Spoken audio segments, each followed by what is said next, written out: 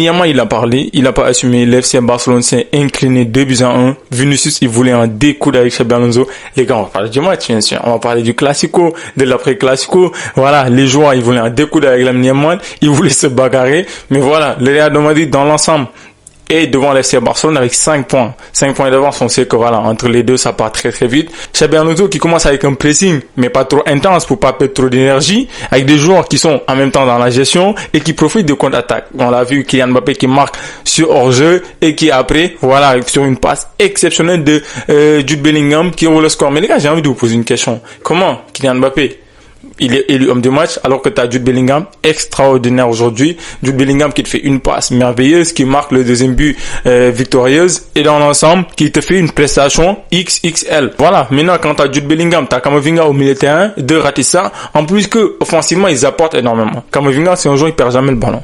C'est un joueur quand il est en forme, quand il a la confiance, il est très très lucide avec le ballon.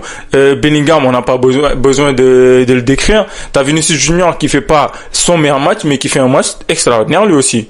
Sur son côté, virevoltant, il a provoqué tout ce qu'il pouvait faire, il l'a fait. C'est ça. Mais non, les gars, on va plus parler du côté catalan, bien sûr. Le FC Barcelone aujourd'hui, je suis désolé, mais tu en mets 4. Le Real de Madrid, ils doivent en mettre 4 au minimum, parce que cette équipe catalane, défensivement, c'est catastrophique. Je le disais dans l'autre vidéo, il y a des choses à revoir pour Hansi Flick, parce que cette équipe catalane ne marche plus. Le système du hors-jeu, faut le mettre à côté, faut remettre les choses en place, faut remettre Araujo dans l'axe, faut remettre certains joueurs en confiance. Jules Koundé, il est devenu zéro, offensivement comme défensivement, c'est très faible ce qu'il produit, et tu ne peux pas t'avancer dans un championnat qui part très vite. En Ligue des Champions aussi, ça part très très vite.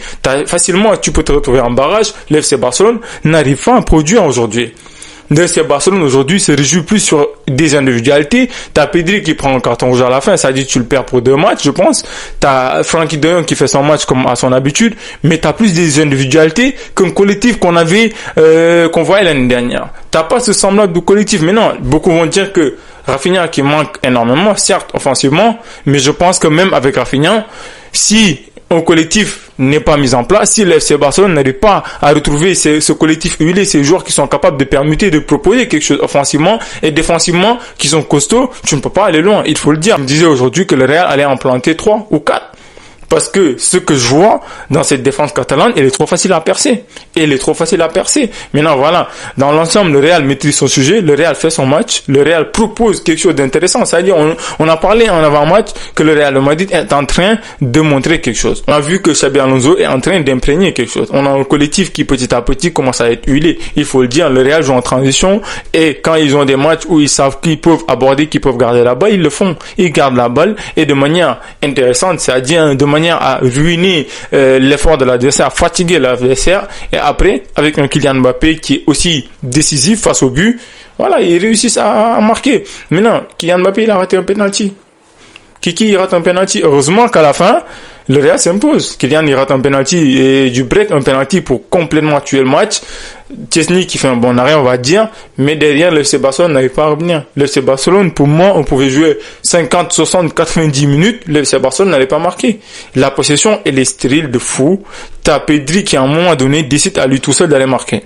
Et voilà, qui après obtient un carton rouge. Qu'est-ce qu'il faut se dire? C'est quoi les choses à rectifier côté catalan? Parce que là, aujourd'hui, t'as un match, t'as une équipe du Real de Madrid trop gentille. Heureusement, t'as une équipe du Real de Madrid trop gentille, je le dis. Et comme on en parlait aussi, le Real de Madrid, il y a des lacunes, on le sait, mais il y a des lacunes. C'est une équipe qui est en train de se reconstruire, ça se voit. Une équipe qui est en confiance. Et c'est ça qui se ressent sur le terrain. T'as des joueurs qui sont revenus de blessures, qui sont revenus dans une équipe où le coach commence à proposer quelque chose, le coach commence à propulser quelque chose de différent. Et t'as des joueurs aussi qui savent que maintenant, il n'y a pas une place garantie. T'as Vinicius Junior qui s'énerve parce qu'il sent. Mais Xabi Alonso, il le regarde même pas. Il le calcule même pas. C'est ces choses-là qui arrivent à faire révolter certains joueurs. C'est ces choses-là qui font que Vinicius, au prochain match, on va le voir. Ils vont être découdre, il va tout donner, il va faire un match extraordinaire. Maintenant, les gars, Jude Bellingham, il est extraordinaire. Moi, c'est incroyable, le mec. Jude Bellingham, c'est quoi? Il a 4 poumons, ok? Techniquement, il est monstrueux. C'est extraordinaire ce qu'il propose. Le mec, il perd jamais le ballon. Il est partout sur le terrain. Il se donne à fond. Il marque. Il est décisif. Et le voilà. Quand il est de retour, ça se voit, ça se sent sur le terrain. Quand il est en confiance, le Real de Madrid a beaucoup plus de facilité à proposer, à récupérer le ballon qu'à subir. Maintenant, et les gars, ce qui va être intéressant à voir dans cette suite, c'est que je pense que Xabi Alonso a très très vite trouvé son milieu de terrain. C'est-à-dire avec Jude Bellingham, avec Camavinga, Arda Güler, etc., tu as des joueurs qui te proposent quelque chose de cohérent avec des joueurs qui facilement se complètent. Aujourd'hui, tu as Mini, rassurant, tu as Mini qui défensivement, tu le sais avant le match, il va te récupérer des ballons, il va être décisif, il va mettre le pied. Tu as Jude Bellingham qui offensivement comme défensivement, il est très intéressant à voir jouer. Maintenant, tu as aussi Camavinga qui de temps à autre va être titularisé, et Camavinga, on le sait, quand il est en confiance, c'est très fort. C'est très fort, c'est un relayeur, c'est un box-to-box. Maintenant voilà, le FC Barcelone a perdu face au Real de Madrid qui lui était supérieur. Le Real de Madrid aujourd'hui était largement supérieur au FC Barcelone. Il faut le dire aujourd'hui, ce que propose le Real de Madrid, heureusement qu'ils n'en mettent pas beaucoup, mais c'est largement supérieur à ce qu'on a vu du FC Barcelone. Un Lamine Yamal inexistant, un joueur aujourd'hui, on le sait, il revient de blessure, c'est compliqué, mais un joueur qui va peut-être devoir se réinventer parce que ça commence à comprendre le système contre Lamine Yamal. On le sait, les équipes jouent en escalier. Si tu passes un ou deux joueurs, très vite on récupère le ballon.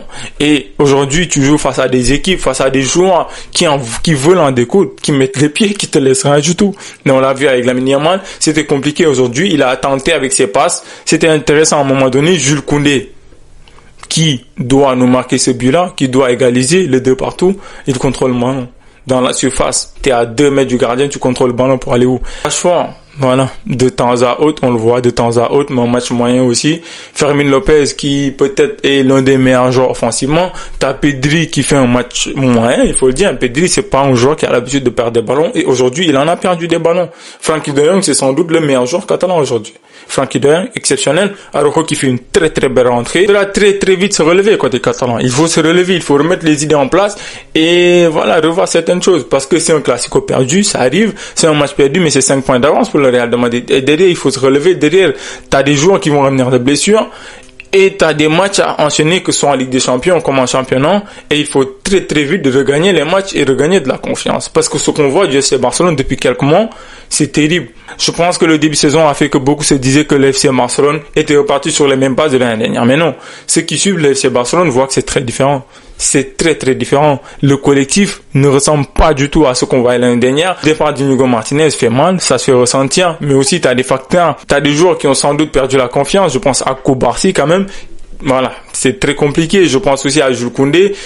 C'est difficile. T'as Alejandro Balde qui revient de blessure et qui devrait se reblesser. Il a l'habitude. Donc t'as des joueurs qui se blessent, d'autres qui sont pas en confiance, et c'est compliqué donc de proposer quelque chose. Parce que pour Hansi Flick, il faudra très très vite revoir le dispositif, revoir certaines choses.